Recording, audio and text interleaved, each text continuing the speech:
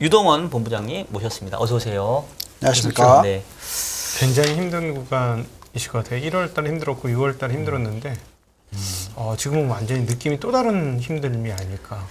사실 저희 셋 다 힘들죠. 지금 네. 뭐 운영하는 운영하는 사람들은 지금 뭐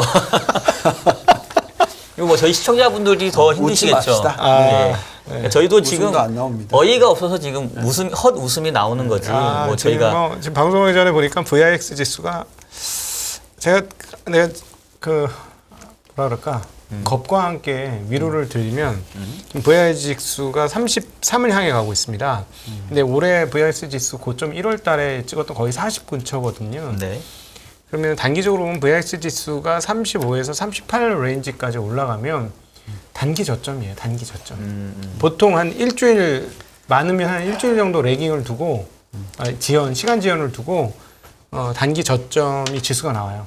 네. 예. 그다음에 뭐 반등을 하든 뭘 하고 나서 네.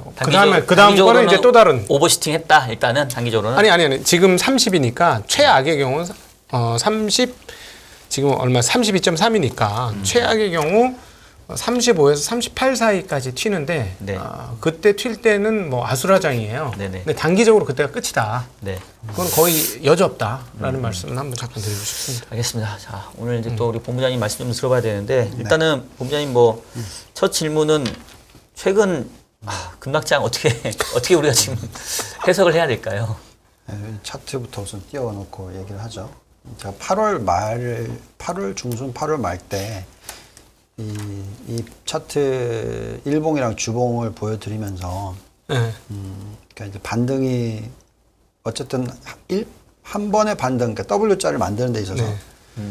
이 반등이 끝나고 빠지기 시작했었어요. 네, 8월 교과서적인 중순. 반등을 네, 했었죠. 그죠? 네. 그래서 했었을 때 보면은 일봉이 고점을 찍고 저희가 들여다보는 그냥 이건 저희 지표입니다. 볼린저 밴드로 쓰는 거고 3개월짜리로 무빙 에버리지로 하는 건데 그리고 꺾여 내려왔었을 때 저희가 이제 여기서 중앙선에서 다시 반등이 일어나서 이제 W자가 만들어지고 올라가길 바랬어요. 네. 변곡점이 일어나기를 바랬는데 그때도 그려드리면서 보통 시장이 정말로 안 좋은 장이면 하한선까지 한번 찍고 그리고 나서 돌린다라고 생각을 했다고 말씀을 드렸었거든요. 그래서 결국 이걸 만들어낸 게 두 가지 요소죠. 첫째, 두 가지라기보다 똑같은 얘기지만 그 인플레이션이 지지난주에 다시 올라가는 모습이 나오다 보니까 그러니까 코어 CPI 기준으로 네, 근원이 그래서 그게 다시 올라가는 모습이 나오니까 미 연준이 어떻게 할까 막 의구심을 가지면서 어쨌든 간에 숫자가 안 좋았기 때문에 한번 빠졌고 그죠. 그다음에 이제 지난주에는 저희는 계속 제가 얘기했던 내용은 4%까지는 못 올릴 거다라고 생각을 했는데 그죠. 그러면서 우리가 예상했던 게 3.75에서 4% 사이 정도를 고점 정도. 왜냐하면 우리가 예상했던 거는 3.5 정도면은 감당 가능한 금리 수준이기 때문에 그거에 플러스 한 1.25, 1.5% 정도 올리면 진짜 많이 올리고 오랫동안 유지를 못 시킬 거다. 이렇게 이제 생각을 하고 있었잖아요. 제 개인적으로는. 근데 그게 딱 저희가 아침에 FOMC 미팅을 여기서 이 자리에서 같이 보면서 했거든요. 근데 딱 나왔는데 보니까 뭐 앞자리가 막 다 사로 바뀌어 있고. 네, 전사로. 네. 그다음에 이제 내년도도 연말에 4.75에서 5. 이거는 저희가 예상했던 것보다 1%포인트나 더 높은 숫자, 내년으로 계산하면.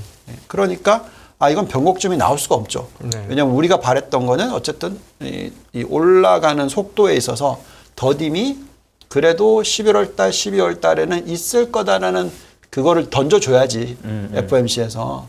근데 그걸 던져주지 않고 오히려 우리는 더 올릴 거야. 이렇게 다가왔기 때문에 그게 굉장히, 이건 어쩔 수 없이 돌리는데 시간이 걸릴 수밖에 없다.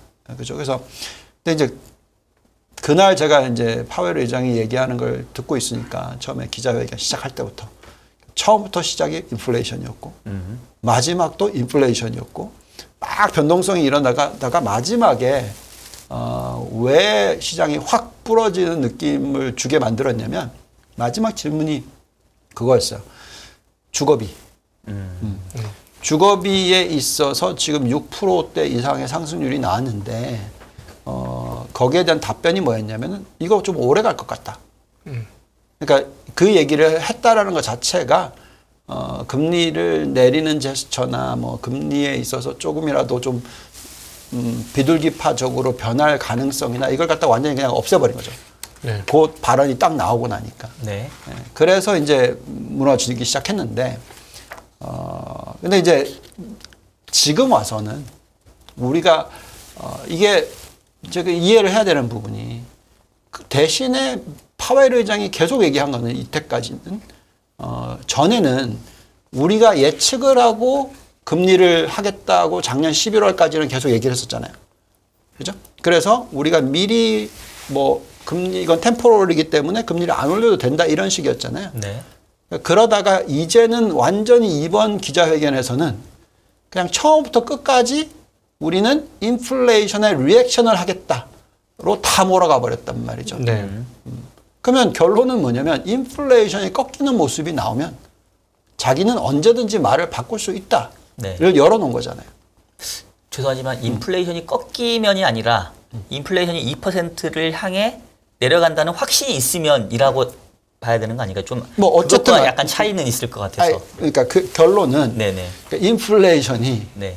떨어지는 모습을 계속적으로 보여줘야 된다 이거잖아요. 네네. 그래서 그러니까 저희가 생각하는 부분은 그럼 이 인플레이션의 숫자를 결국은 계속 얘기를 하지만 파악을 하는 게 제일 중요한 것 같고 그 인플레이션의 숫자가 어떻게 되느냐에 따라서 고점금리가 어느 정도냐 하는 거잖아요.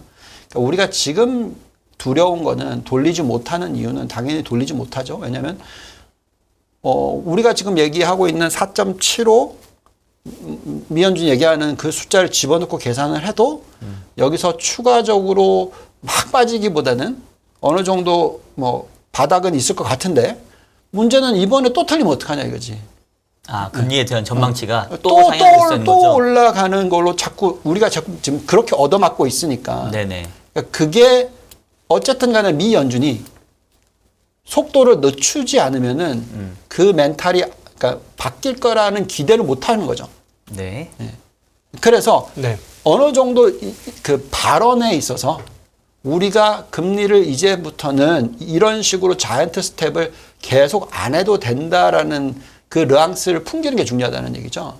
그래서 결국은 그렇게 되려면 인플레이션 숫자가 어쨌든 지금 떨어지고 있는데 확연하게 떨어지는 모습. 그러니까 뭐 8.5에서 8.3에서 8.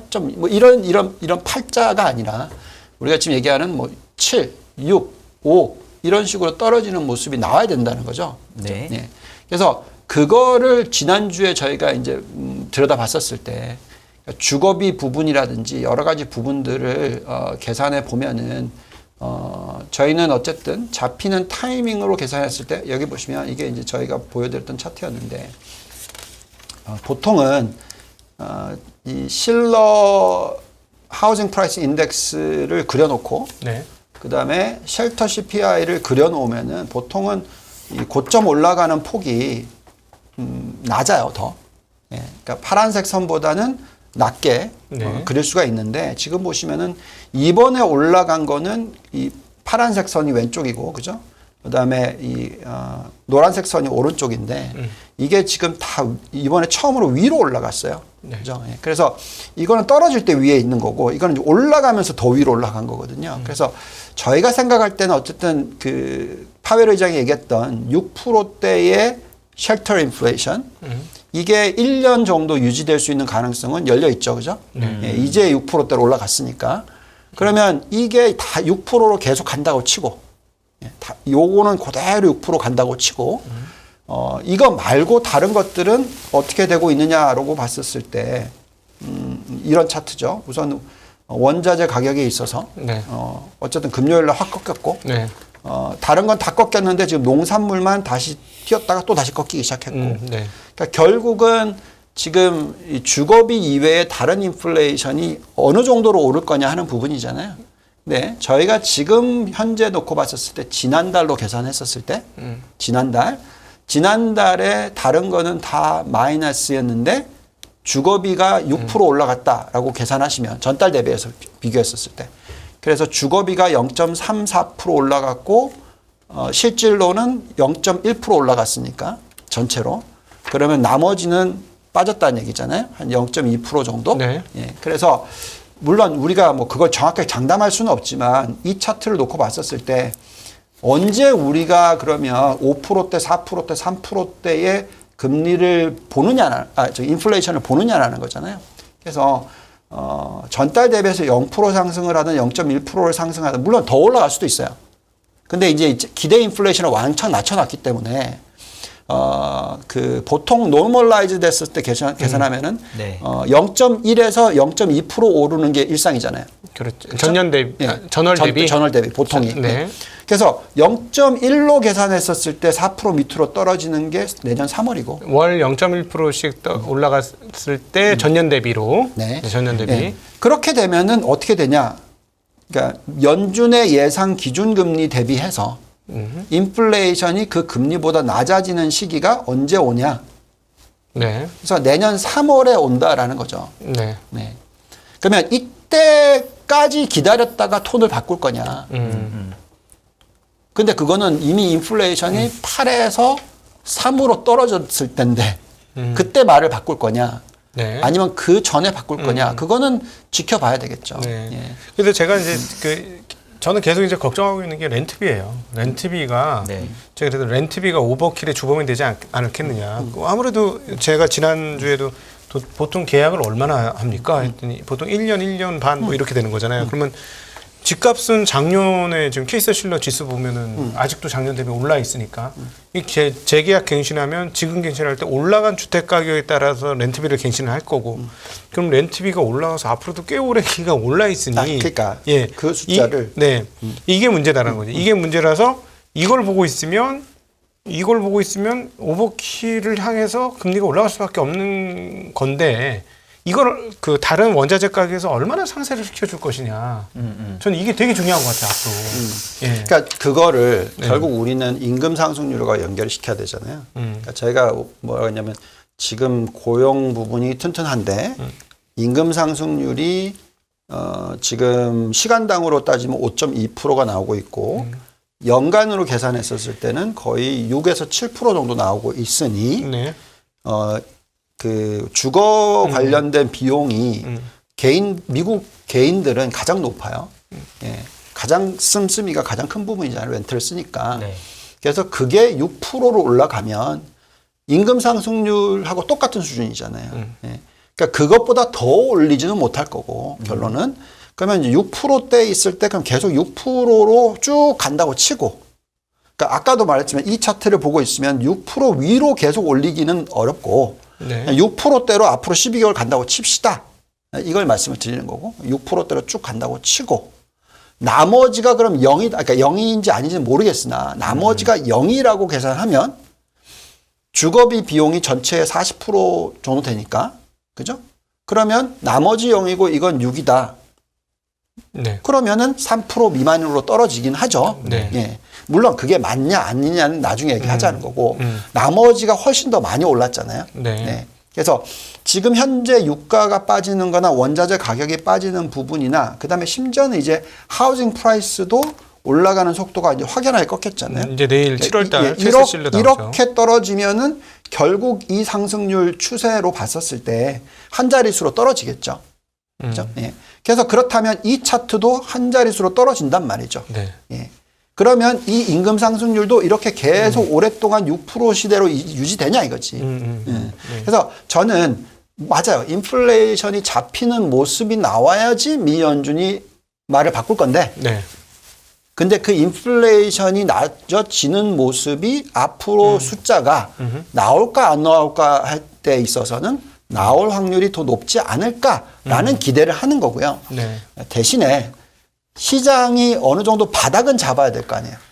그러니까 바닥을 잡는다라는 개념은 뭐냐면 금리가 어느 정도 올라갔었을 때 어느 정도의 이익 감소를 집어넣고 어느 정도의 적정 가치인가를 구해보는 노력은 해야 되거든요. 저희 입장에서는. 네. 예. 그래서 지금 현재 컨센서스가 X인데 거기에 15% 정도 자르고 나스닥도 지금 말씀드린 S&P고 나스닥도 지금 컨센서스 대비해서 20% 자르고 그다음에 이제 금리 아까 이제 미 연준이 얘기하고 있는 금리의 고점을 자기네들이 얘기하는 고점이 뭐 4.75다.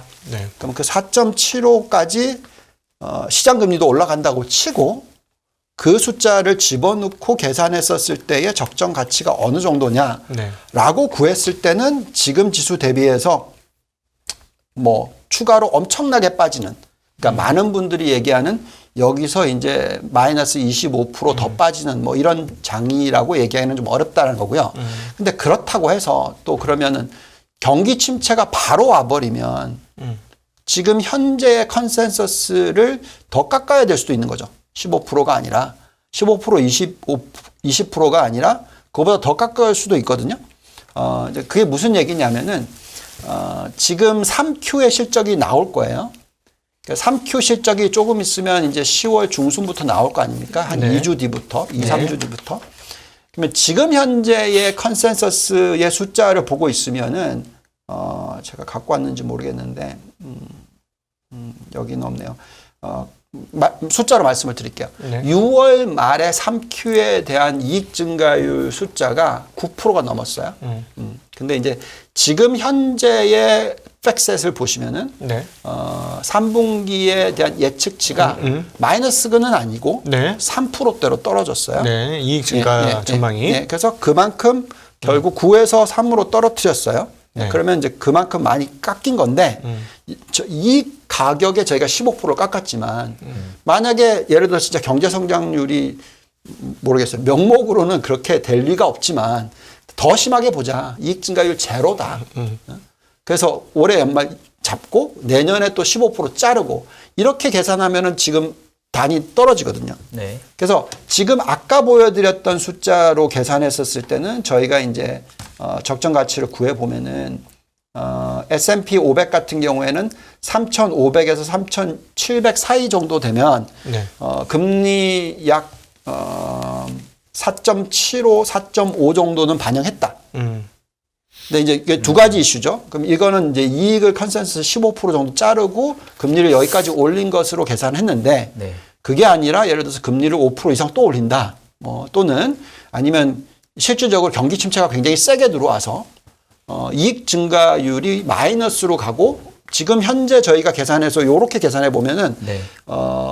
올해 늘어난 걸 그대로 다시 되돌려서 이익 증가율 0으로 잡는 거예요. 네. 예. 그래서 올해 이익 증가율이 없다고 잡고 내년에는 그러니까 이렇게 계산한 겁니다. 네. 예. 지금 15% 자른다는 의미가. 근데 그게 아니라 올해 오른 거를 다 되돌리고 더 많이 빠지는 걸로 계산을 했었을 때 그게 이제 경기 침체니까. 그죠? 그렇게 잡았었을 때는 또 이익 전망치가 더 떨어지니까 결국은 더 떨어질 수 있는 가능성이 있죠. 그래서 저희가 이제 숫자로 계산해 보면 금리를 추가로 0.25%씩 포인트 올리면 S&P 기준으로는 적정 가치가 117포인트 떨어져요. 네. 똑같은 똑같은 개념입니다. ROE가 예를 들어서 0.25%씩 떨어진다. 그럼 똑같이 117포인트씩 떨어지는 걸 계산하시면 돼요. 대충 계산이 그렇게 보시면 됩니다. 네. 예, 그래서 결론적으로는 지금 이제는 앞으로 이 금리가 얼마나 올라갈 거냐. 그리고 거기에 따라서 경기 침체의 어떤 그 레벨이 어느 정도 될 거냐. 요 두 개잖아요. 네네. 근데 지금 현재 FOMC에서 발표한 연준의 예측치는 이거잖아요. 실질 성장률 올해 0.2%. 그다음에 내년에는 그래도 올라간다고 봤어요. 금리를 이렇게 올려도. 그리고 내후년에는 또 1.7%, 복귀는 1.8%. 뭐 이렇게 지금 예측을 해놨단 말이죠. 그래서 지금 현재의 실질적인 실적이 얼마나 꺾일 거냐 하는 부분에 있어서는 우리가 좀 이제 3분기까지는 기다려 보는 타이밍이지만 그 숫자가 나오고 나면 대충은 이제 눈에 가시화 되겠죠. 네. 예, 그래서 금리도 그렇고 실적도 그렇고 11월 초쯤 되면은 우리가 그래도 지금처럼 막 비관적으로 보는 것보다는 좀 이제 시간적인 게 들어오면서 우리가 이제 숫자를 계산하는 시간이 생기는 거잖아요. 지금은 막 뒤통수 딱 얻어맞아가지고 막 비실비실 되고 있는데 이제 네네. 그 한 달 좀 넘는 기간 동안에 정신을 좀 차릴 수는 있는 그런 효과를 가지고 올 수는 있다라는 거죠. 그래서 네. 지금 현재 타이밍에서 딱 얻어맞았는데 그냥 자빠져 이렇게 가지 말고 네. 자꾸 우리가 지금 이제 숫자를 보고 종목을 보고 그렇게 얘기를 하자는 거고요. 그래서 이렇게 매크로 우리가 못 맞추는 타이밍일 때는 뭐 매크로를 예측을 한다는 것 자체가 지금 굉장히 우스워진 케이스가 돼버렸잖아요. 네. 그러니까 이럴 때는 계속 얘기를 하지만 어쩔 수 없잖아요. 그러니까 우리 이럴 때는 그냥 종목을 딥다 파야 된다. 그래서 제가 지난 주말에 금요일 날 딱 이거 정리를 하면서 제가 어떻게 결론을 내렸냐면 이건 매크로를 예측 가능하지도 않고 이거는 그냥 미 연준이 하는 말을 지켜보고 있어야 되는 타이밍이기 때문에 그럼 우리는 그냥 종목을 갖다 그냥 딥다 파버리자. 네. 그래서 주말 내내 한 거는 뭐냐면은 포트폴리오를 그냥 압축시키는 거. 종목 15개 있는 걸 갖다 10개로 줄이고 그 다음에 이제 우리가 생각하는 뭐 조금이라도 금리가 계속 올라갔을 때 못 버틸 만한 기업들은 그냥 다 버리고 부채 비율이 높거나 뭐 기본적으로 금리에 센시티브한 종목은 아무리 성장 가능성이 높다 하더라도 네. 그냥 버리고 뭐 이런 식의 그러니까 막 그 작업을 해서 포트폴리오 조정하는 걸 갖다 지금 하고 있단 말이죠. 네. 예. 그리고 이제 여기서 또 한 발짝 조금 더 나아가면 제가 지난주에 왔었을 때 그 말씀을 드린 것 같은데 여기서 그랬는지 모르겠지만 제가 지난주부터 채권을 투자를 시작했다고 말씀을 드렸었어요. 네, 지난주에 하셨죠. 예. 그래서 그걸 어디에 투자를 시작을 했냐면 2년짜리 금리가 지금 4.2, 4.3이에요. 네. 예. 그러니까 제가 예측하고 있는 어떻게 보면 어떤 일드 커브가 이렇게 만들어진다고 치더라도 10년짜리 3.5%로 잡고 그 다음에 쭉 일드 커브가 만들어진 1%의 차이로 이렇게 만들어 놓는다고 치면 그 수준에서 가장 괴리가 많이 벌어진 쪽에 투자를 하는 전략을 지금 쓰기 시작했거든요. 그래서 제가 1년에서 3년짜리 채권을 사기 시작했어요. 그러니까 ETF로 우리는 네. 그렇게 지금 갈 거고 그러면 이제 이걸 시작을 했다라는 거지 지금 다 실는 건 아니고 저희는 네. 언제까지로 계산하고 있냐면은 오는 11월 2일 그 다음에 내년 아까 보여드렸던 3월 달 그러니까 괴리가 얼마나 벌어지느냐에 따라서 달라지니까 그래서 꾸준히 이제 실어 나가는 예. 그래서 저는 어쨌든 저희가 운용하는 것 중에서 물론 공격적인 거는 종목으로 가는 거고 아까 말씀드렸지 압축을 해서 그냥 10개로 줄이는 거고 그다음에 그냥 중간 같은 경우에는 그냥 25개 종목을 갖다 들고 가요. 20개를. 네. 쭉 그냥 분산 투자해 놓는 거고.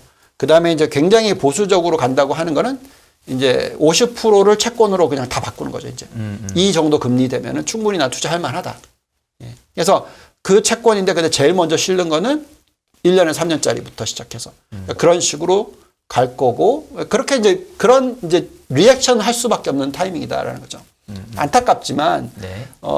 그렇게 해서 방어를 하는 수밖에 없는 거고 이럴 때는 우리가 뭐 우리는 당장 내일부터 돌릴 거니까 우리 지금 이거 이제 질러요 뭐 이렇게 얘기할 수도 없고 예. 그래서 이 지금 현재 미 연준이 제가 이렇게까지 금리를 높게 올린다? 그리고 지금 달러 인덱스가 물론 리액션이지만 113을 뚫었는데 이거는 양털깎기의 수준을 지나서 이렇게 좀 생각해 보시죠. 예를 들어서 우리나라의 자동차 회사가 과거에 이제 예를 들어서 저쪽으로 가서 공장을 지으려고 했어요. 그쪽 시장이 워낙 좋기 때문에. 근데 이제 비용이 갑자기 20% 높아졌어. 근데 거기에 우리가 지금 그 보조금 못 받아요. 여기서 그냥 생산해서 보조금 안 받고 파는 게 더 싸. 그렇죠. 이렇게 된단 네, 말이죠. 그렇죠. 네. 그렇잖아요. 그러니까 그렇게 되면은 이건 오버킬이야. 지금 많은 분들이 얘기하는 게 온쇼링 플러스 미국의 경쟁력, 미국의 펀디멘탈 가지고 얘기를 하면서 환율이 이렇게 절상이 되는 것까지 얘기를 하는데 우리가 파는 사람들 입장에서 그쪽에다가 이 가격이 너무 올라가 버리면 굳이 미국에 가서 생산을 할 필요가 있냐까지 바뀌어 버리면 이거는 제가 볼 때 미국이 그렇게까지는 못한다고 저는 생각하는 거고 그래서 어느 타이밍에서는 글로벌 공조라기보다는 어쨌든 이거를 완전히 오버킬 할 수는 없으니까 네. 예. 어느 타이밍에서는 변화가 있을 수 있는 게 아니냐는 거죠. 네. 지금 저는 개인적으로 그게 제일 불확실한 것 같아요. 지금 연준이 성공을 한 거야. 자기네 의도가 헷갈리게 시장한테 의도가 성공한 건데, 그러니까 지금 헷갈리기 시작한 게 점도표 딱 나오고부터 아, 얘네 뭐, 진짜 도대체 원하는 게 뭐야? 라는 생각을 하게 한 거고, 그러면 무슨 소비자 뭐 태도 지수나 뭐 심리 지수나 이런 거를 보는 건지, 물가 지수를 보는 건지, 도대체 뭐를 보고 저런 태도를 취하는 건지가 애매해졌고, 그 다음에 말씀하셨던 계속 궁금한 게 도대체 종료 금리, 금리 인상의 종료 시점의 금리는 도대체 얼마나 될 것이냐. 이런 게 이제 부정확해지니까 시장이 회오리 속으로 빨려드는 거죠. 네. 지금. 근데 지금 어쨌든 원래는 미 연준이 기대 인플레이션을 보면서 원래 먼저 선행으로 하는 게 미 연준의 액션이잖아요. 네. 근데 지금 파웰 의장이 완전히 풍긴 이미지는 우리는 모르겠고 리액션만 할게 이거였거든요. 그날 발언들을 다 네. 듣고 있으면은 도대체 그럼 미 연준이 도대체 왜 있는 거야? 네. 그러니까 심지어 그런 뉘앙스까지 풍겼기 때문에 저는 제가 네. CNBC 인터뷰를 보고 있었는데 제레미 씨가 뭐 저희 교수님이시니까 거의 광분을 하면서 막 그냥 난리를 치시더라고요.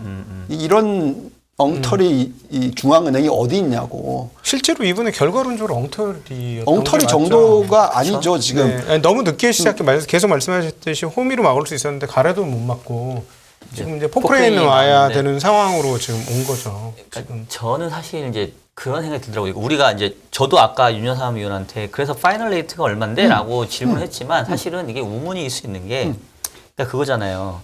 이 손가락을 보는 게 아니라 달을 봐야 되는데 그러니까 연준은 기준금리를 높이는 게 목표가 아니죠. 그렇죠. 연준의 목표는 그냥 인플레를 잡는 거예요. 그럼요. 네. 근데 원래 최초에 여러분 기억하실지 모르겠는데 3월 달에 금리 인상 처음 할 때 올해 연말 기준금리 예상치가 1.9였고요. 내년도가 3.4인가 이랬어요. 그러니까 연준의 3월 생각은 그 정도만 돼도 인플레를 잡을 수 있겠지 생각했던 거죠. 근데 이제 하다 보니까 안 되니까 물론 이제 전쟁이라는 변수가 있었긴 했지만 네. 계속 올라간 거고 그래서 사실 지금은 뭐 4.5냐 5%냐 이것도 의미가 없는 게 거꾸로 생각해 보면 그러면 기준금리 4.5, 5% 가면 물가가 잡혀? 잡힌다고 하면은 당연히 거기가 끝일 거고 거기까지 안 가도 물가가 잡히면 당연히 그까지도 금리 안 올릴 거고. 그렇죠. 근데 이제 여기서 변수는 뭐냐면 이제 제가 몇 번 얘기했던 것처럼 지금의 물가의 원인이 뭐냐. 과거처럼 수요 측 요인이 컸다고 한다면 이 정도 금리 올리고 이 정도 주가 빠지고 이 정도 경기가 지표가 안 좋아지면 사실 물가가 진작 떨어졌어야 됐는데 네.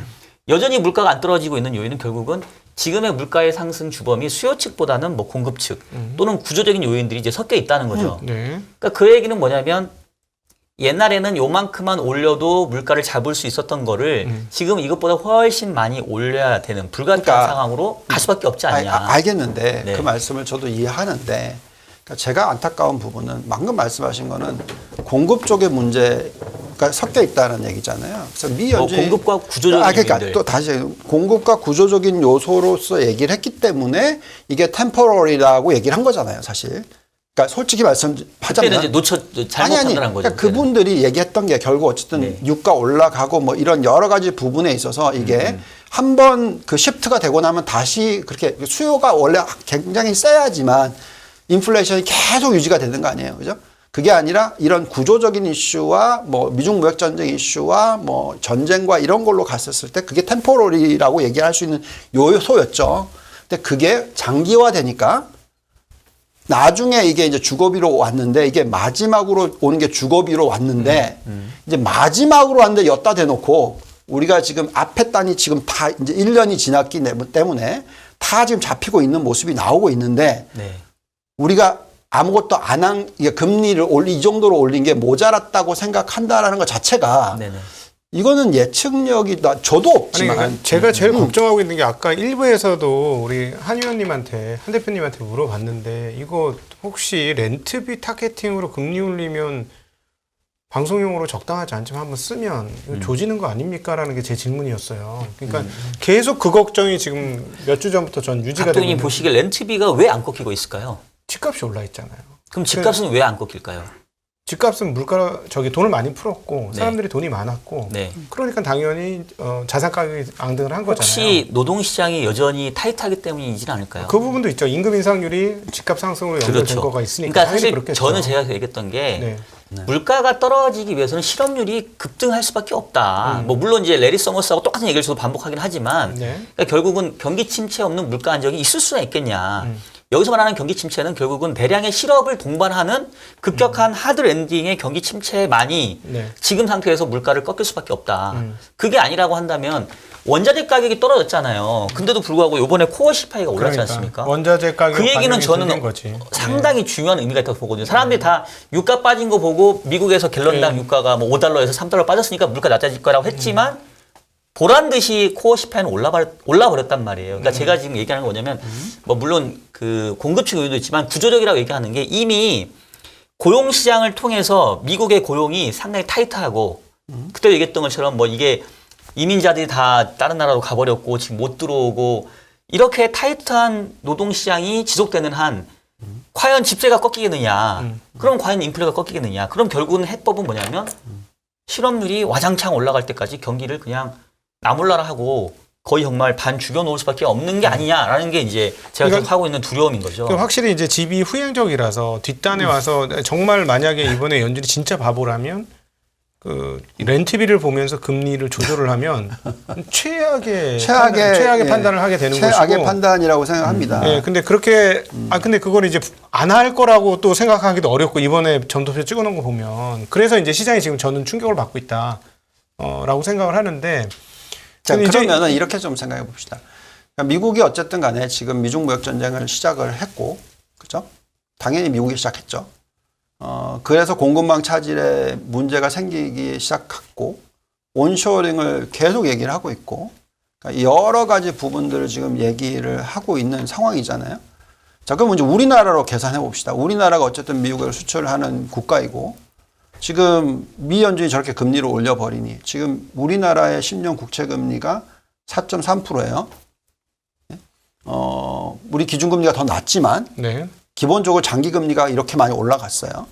그럼 우리의 모기지 금리는 더 올라가죠. 게다가 우리나라는 지금 미국보다도 가계부채 비율이 더 높아요.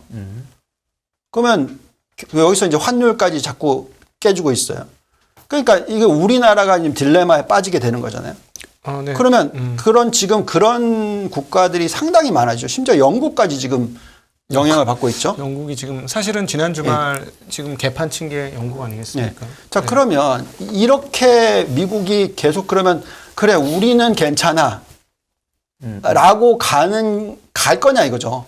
제 생각에는 과거에도 이 정도의 이벤트가 이머징 마켓에 벌어지거나 아니면 어디선가에 벌어지면 미국도 뭔가를 하지 않으면 그죠? 지금 현재 시점에서 주구장창 이렇게만 가버리면 네. 이거 어떡할 거예요, 진짜. 네, 근데 그러니까 제가 이제 걱정이 되는 뭐 건 박종현 박사님이 이제 터미널 레이트 얼마냐 계속 얘기를 하는데 전 진짜 궁금한 게 금리를 올려놓고 얼마를 유지할 거냐가 더 궁금해요. 그치. 지금 상황에서. 그러니까 얼마까지 올리고 얼마나 오래 유지시키느냐 이거잖아요. 그렇죠. 그러니까 그것도 역시 물가가 언제 꺾이느냐. 네, 그렇지. 그러니까 근데 물가가 여기서 문제는 옛날에는 금리만 높여놓으면 물가가 떨어졌는데 네. 이번 사이클은 그거하고는 좀 다르다는 그러니까 얘기죠. 보니까 사실 근데 지난 주말에 시장이 패닉이 빠지고 뭐 채권 시장 패닉 빠지고 다 빠지니까 원자재가 상당히 큰 폭을 빠졌거든요. 네네. 그러니까 이제는 금리로 공급까지 조정을 한 것 같은 느낌 들 공급을 정도로 조정했죠. 이 금리가 높아가니까 공급 사이드마저 죽여버리는 효과가 네. 발생을 하긴 했는데 네. 근데 제가 걱정하는 건 그거예요. 만약에 금리를 5%까지 안 올려 5%까지 안 올리고 4% 올렸어. 그리고 내년에 1년 주장창 4%로 가. 그러면 제가 보기에는 시장의 그 가격 매김 배수가 달라지지 않을 수가 없는 거예요. 왜냐하면 4%가 무위험 수익률인데 6%짜리 주식 투자를 왜 하냐는 거지. 할 이유가 없어요. 제가 보기에는. 그러니까 그 우리가 그 삼각하잖아요. 주식 소각을 하는데 뭐 1%, 2%, 3% 한다고 해도 무위험 수익률이 4%면 제가 보기에는 주식에서 최소 8%, 9%, 10% 이상 안 나오면 주식의 유인성이 확연히 떨어진다는 거죠. 그러면 뭐 자사주소가 한 2, 3% 한다고 해서 사람들이 돌아올 거냐? 그거 아니라는 거죠. 그러니까 사실은 금리를 그렇게 올려놓고 얼마를 유지시키느냐에 따라서 자본시장 전망이 완전히 달라진다. 그렇죠. 예. 그러니까 결국은 주가가 충분히 네. PER 배수도 엄청 빠져야 예. 그래야 이제 살만한 주식을 할 만한 그러니까, 위에 예, 있죠. 그러니까 평균 레인지가 이제 필요가 없어질 수가 있다는 게 15배, 16배가 평균 레인지야 했는데 네. 금리가 4%면 근데 저는 달라지는 그거에 거지. 있어서는 과거에 배당 일드가 2%대였는데도 그죠? 금리가 4, 5%일 때도 주식의 멀티플은 18배, 20배 간 적도 있기 때문에 그러니까 제가 볼 때는 그거는 이제 너무 그냥 딱 잘라서 그냥 이럴 필요 있겠냐라는 거고 사람은 기대 수익률 4%만 먹고 사는 금융회사는 없거든요. 예, 그렇잖아요. 예, ROE 기준으로 뭐로 계산하든 간에. 네. 그래서 그거는 내가 너무 좀 익스트림으로 가는 것 같고요.